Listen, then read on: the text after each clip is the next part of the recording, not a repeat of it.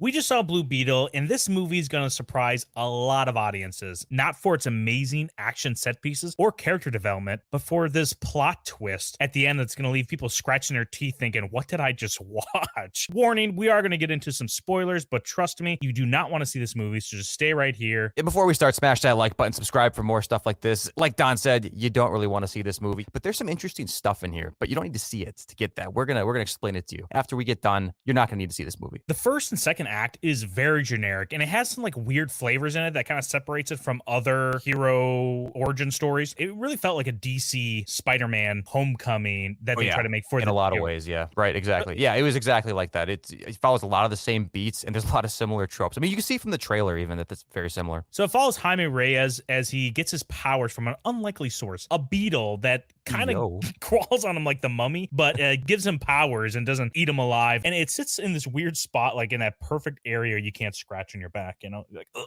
Oh, dude, yeah. It'd be so annoying. You see it all the time. And, dude, in the movie, they comment that it looks nasty or whatever. It doesn't look nasty. It looks like a cyber tech or whatever. It's not like he has big veins coming from it, but it would be super annoying. It makes you wonder how that would feel. Like, is it interfering with your flexibility and stuff? I doubt it, but it makes you think that. Yeah, and he gets his beetle device from this fast food burger container, which in the trailer kind of seemed funny, but it's not meant to be funny at all.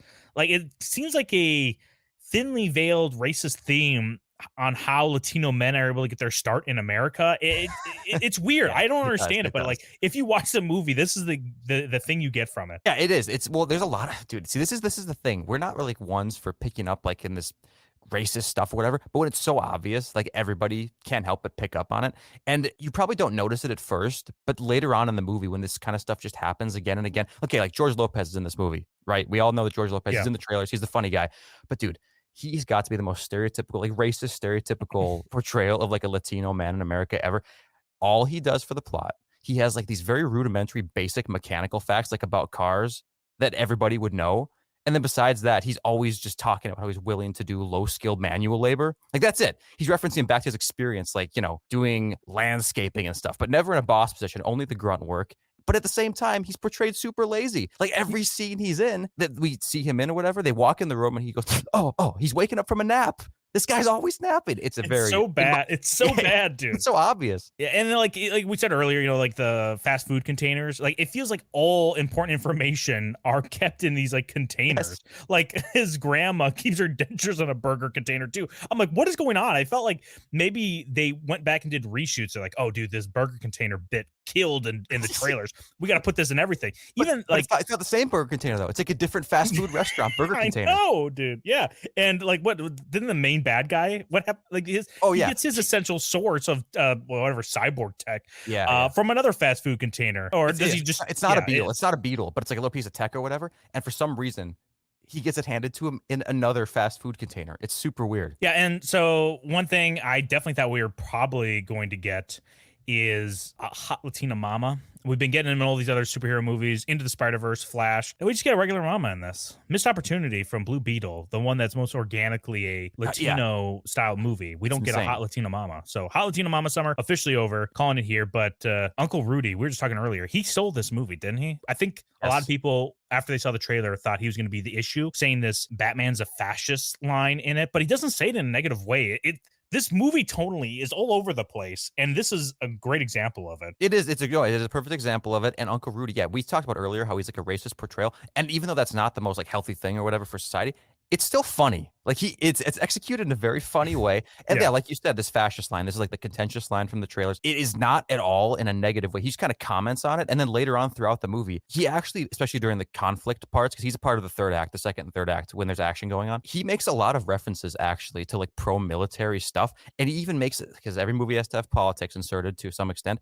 He talks about how the government should be more involved in controlling the economy and stuff like that. So this guy, I think he's like a legit fascist. Plus later on, he compliments Batman. Like Batman is clearly this guy's favorite superhero that exists out there currently. Yeah. So he has that line. Yeah. So he has that line. So it's very deceiving in the trailer. Yeah. And he also has this weird joke throughout it that he asks people who they voted for and then just gives them a weird reaction. So he asks on both sides of the aisle, but you're confused on which Like, is he going for like Vermin Supreme? Like, is he one of those guys Yeah, that right, right. No, yeah, he like says, like, "Who'd you vote for?" And then sometimes he gets an answer, sometimes he doesn't, because everybody's different, whatever. But no matter what answer he gets, he's never fully satisfied with. He gives the same face. And don't get me wrong, that is very funny.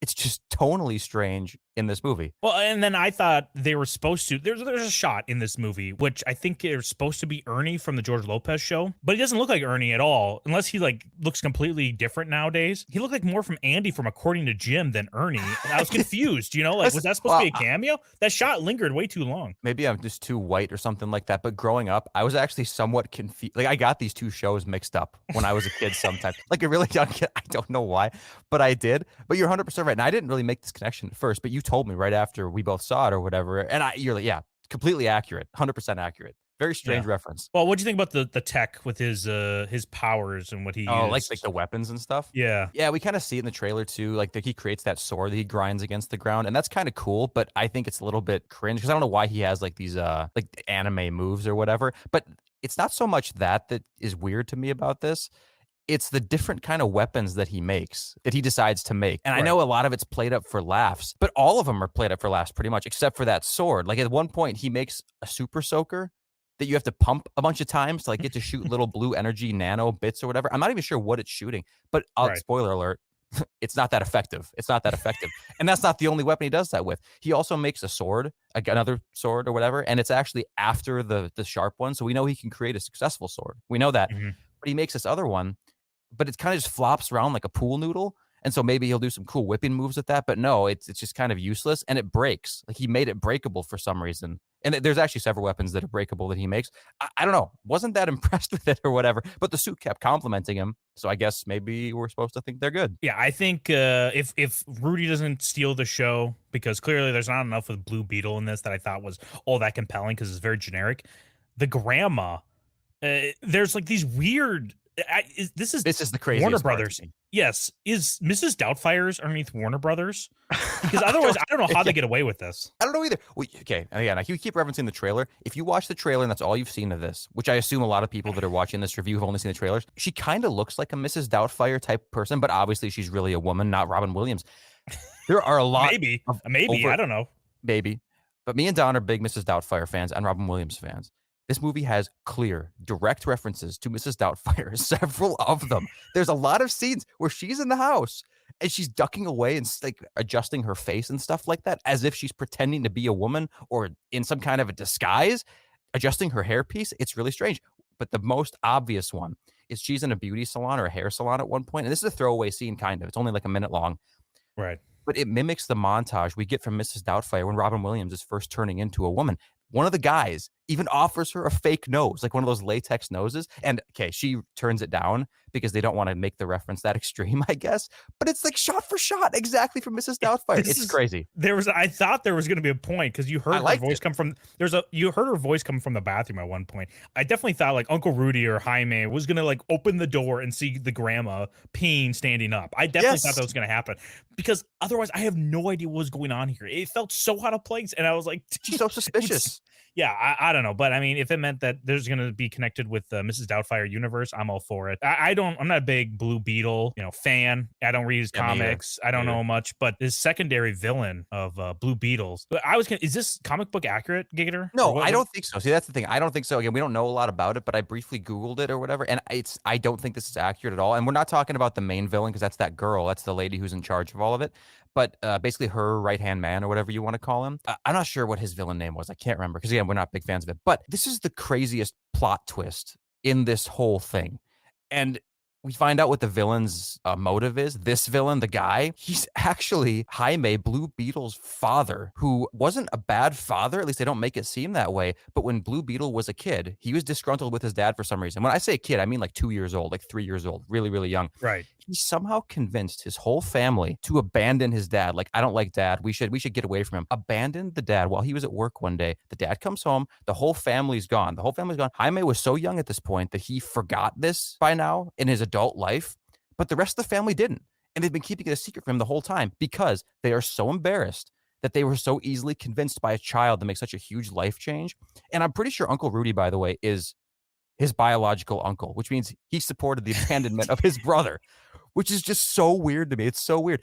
And so that's his motivation. His motivation is he wants revenge on his son because somehow he knows that his son was behind it. Or I guess maybe it was just the family in general, and the son is just the closest thing to it at the time. I don't know. It's really strange. But he makes a lot of references to how weak Jaime is because of his family connections and stuff. So he's compensating. Really weird villain motivation, but it's a wild ride. Yeah, this feels like an artifact from like a previous script that they had working, because I feel like a lot of this movie is just rewrite. They just circled big parts. They're like, I like this part. I like the Mrs. Doubtfire part. I like the, for some reason, racist depiction of Uncle Rudy. I like the father being the secondary villain. I like the fast food exchanges of important information, MacGuffin, stuff like that. And then jammed it all into one movie. Oh, I should have said too. I should have said, because it's kind of confusing. He has a father in the movie. Jaime does in the movie, like that sits with the family, but he's a stand-in. He's like a stand-in father that it seems like he's being paid to be there or whatever. Like, I'm not sure if it's a legit relationship, but either way, he's not the real dad. But they've convinced Jaime that it is his real dad. So that's the strange part. It's multi-layered, guys. Yeah, they definitely need to explain it more. But yeah, this movie is a complete, utter cluster book of a movie. Fuck. I don't know. It's like I said, it's the craziest movie I've ever seen, but that does not make it watchable. I want to be clear about that. It's crazy, not in a good way. Skip this movie. Yikes. Hey, thanks for watching this video. Be sure to subscribe if you want to see more content like this. And if you like this video, go ahead, smash that like button and share it out to all of the degenerates like yourself. Or not. We don't care.